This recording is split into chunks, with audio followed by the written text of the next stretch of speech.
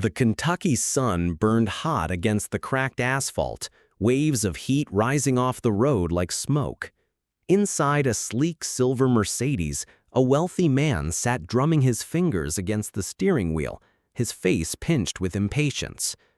Matthew Evans was 78 years old, retired and very, very rich. He'd built his fortune in finance, and he was used to life bending in his favor. A phone call could move money, open doors, or get him anything he needed. But not today.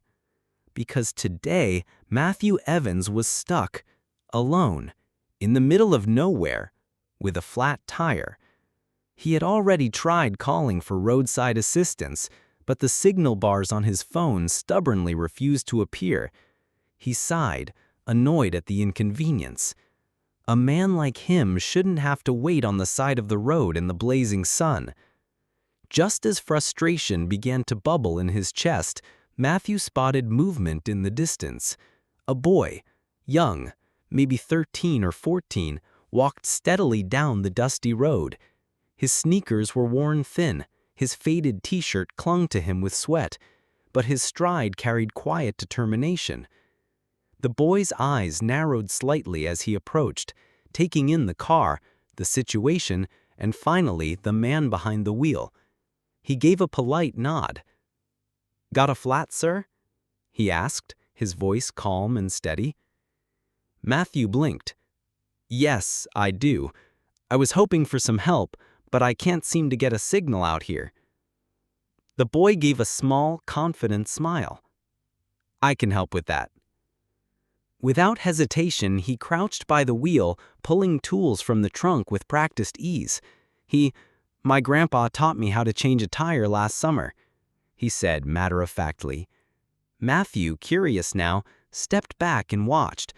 The boy's hands worked quickly, moving with a rhythm that spoke of both practice and patience.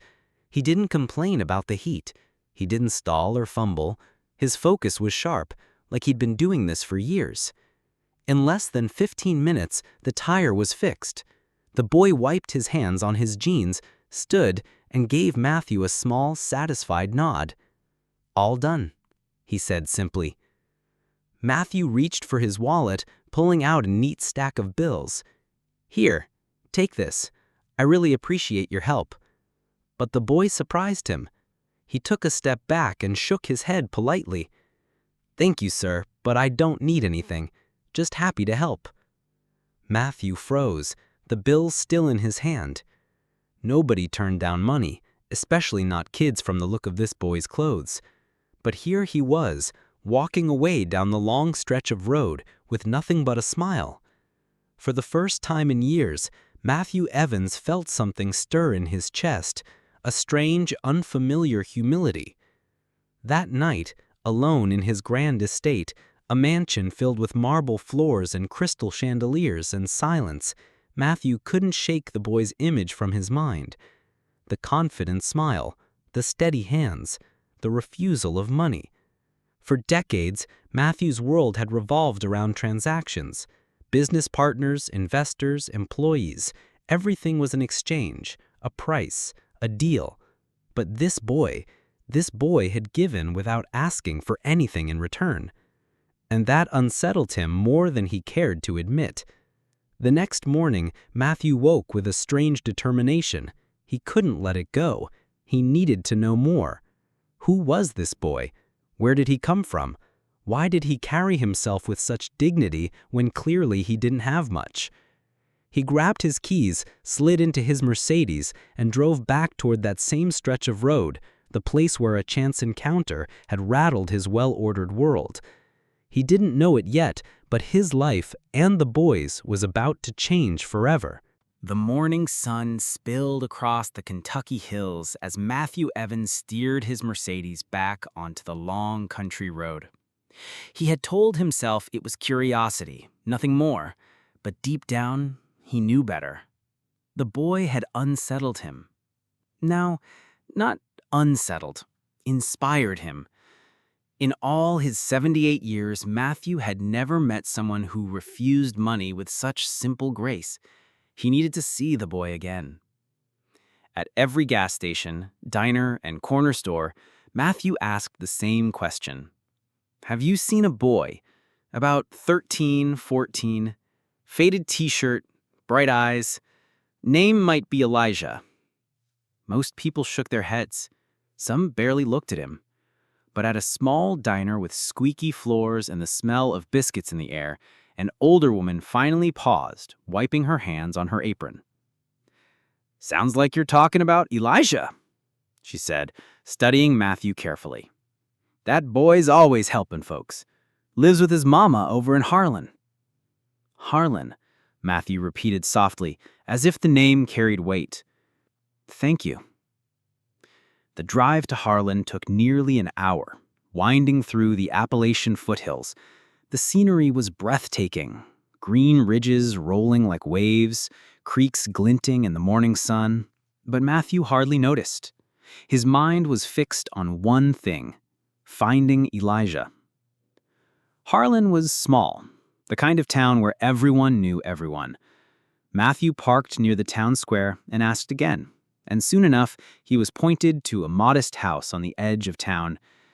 It was nothing like his estate. The porch sagged under its weight. The paint peeled from the siding. But the yard was neat, and the flower boxes overflowed with blooms that someone clearly tended with care. Matthew hesitated, then knocked. The open door revealed a woman in her early 40s. She had tired eyes but a kind smile, and when Matthew mentioned Elijah, her expression softened instantly. That sounds like my boy. He's always helping folks. Wouldn't surprise me one bit. I just wanted to thank him properly. He wouldn't accept anything from me yesterday. Her eyes softened. That's Elijah for you. She stepped aside. He's out back fixing the fence. You're welcome to come through. Matthew entered, the contrast striking him immediately. The furniture was old, the floorboards creaked, but the house felt alive. Walls covered with family photos, children's drawings tacked proudly on the refrigerator.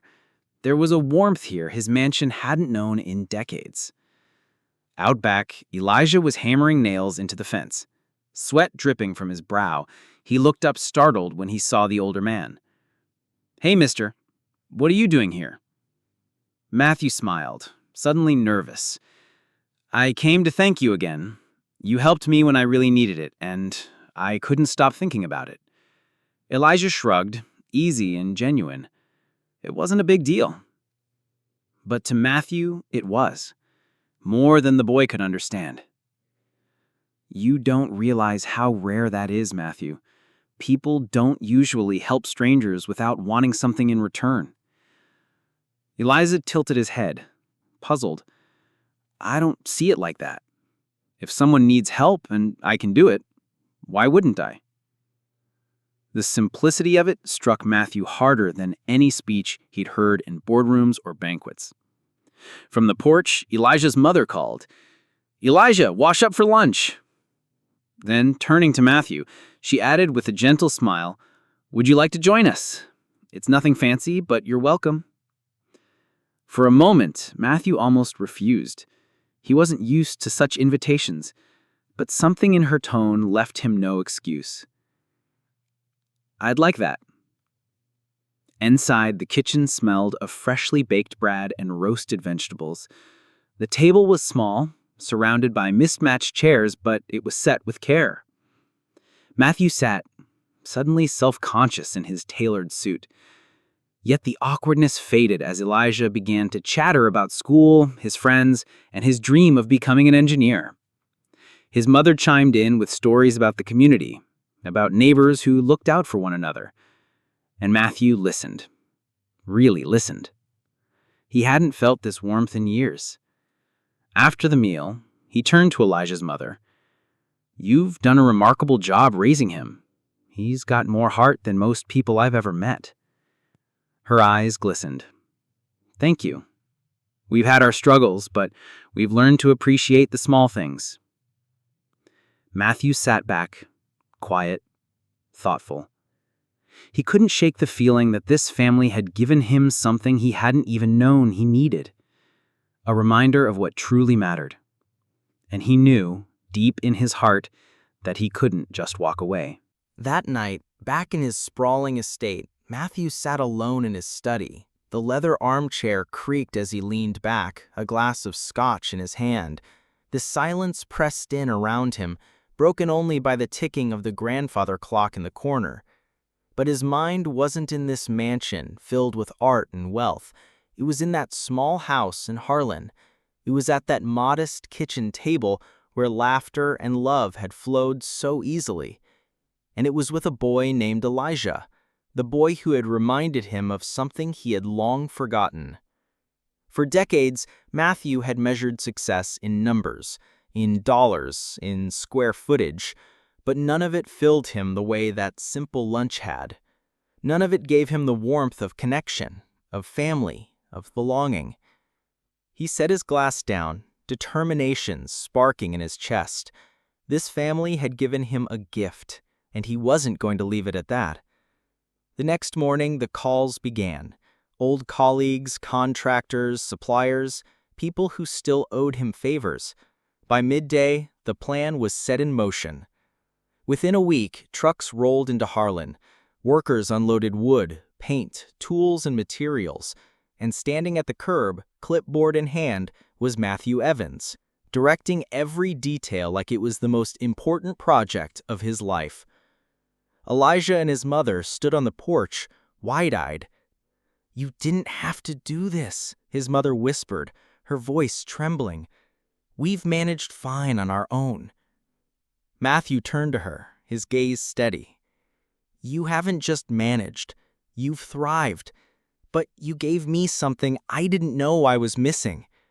Please let me give back." Elijah was quiet, his thoughtful eyes fixed on Matthew. Finally, the older man crouched to meet the boy's gaze. "I taught you something, Elijah," Matthew said softly. "Helping people isn't about money. It's about showing up. I want to show up for you." Over the next several weeks, the little house on the edge of town underwent a transformation. The sagging porch was rebuilt with sturdy wood. The roof, patched and worn, was repaired.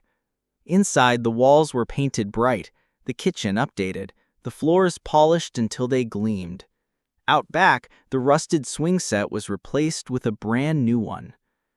At first, Elijah tried to pitch in, carrying planks, sweeping dust, asking endless questions. Matthew laughed and shook his head. "Your job," he told him, "is to enjoy being a kid for a little while." But Elijah couldn't resist hovering near the workers. He watched as they measured wood, hammered nails, and laid shingles. One burly carpenter named Joe noticed his curiosity and handed him a tape measure. "Come on, kid, help me out." Soon Elijah was learning, asking, absorbing every detail. And Matthew, watching from the porch, felt pride swell in his chest. The boy's energy was contagious, his passion undeniable. For the first time in years, Matthew Evans felt alive. When the project was finally finished, the small house no longer sagged under its own weight. It stood strong, warm, inviting, a home reborn. Neighbors gathered to see the change, bringing small gifts, loaves of bread, jars of jam, even a potted plant. Elijah's laughter rang out as he ran from room to room, showing off every corner. On the porch, his mother turned to Matthew, her eyes glistening. "This isn't just a house anymore. It's a home. You've given us more than walls and a roof. You've given us hope." Matthew shook his head gently. "You gave me something first. You reminded me what life is supposed to be about. Family, connection, purpose. I should be the one thanking you." As the sun set behind the mountains, painting the sky gold and orange, Elijah joined them on the porch. He was quiet for once, his brow furrowed in thought. "Mr. Matthew," he said at last, "I've been thinking about what you did for us. I want to do something like that one day. I want to help people too." Matthew's chest tightened. He placed the hand on the boy's shoulder, steady and warm. "You've already have, Elijah. Your kindness set all of this in motion. Don't ever lose that." The three of them sat together watching the light fade into night. No wealth, no deals, no business contract had ever made Matthew feel this whole. This wasn't the end. It was the beginning. In the weeks that followed, Matthew kept returning to Harlan. He wasn't just a benefactor anymore, he was part of their lives. He arranged for Elijah to spend afternoons shadowing the construction crew, feeding his growing passion for building. Elijah soaked up every lesson, every technique, every story the workers shared. And Matthew, watching from the porch, felt pride swell in his chest. The boy's energy was contagious, his passion undeniable. For as summer turned to autumn, one truth became crystal clear to him. The greatest wealth he'd ever gained wasn't in his bank account. It was in giving. It was in a boy's smile, a mother's gratitude, and a home filled with laughter. One flat tire had changed everything. Forever.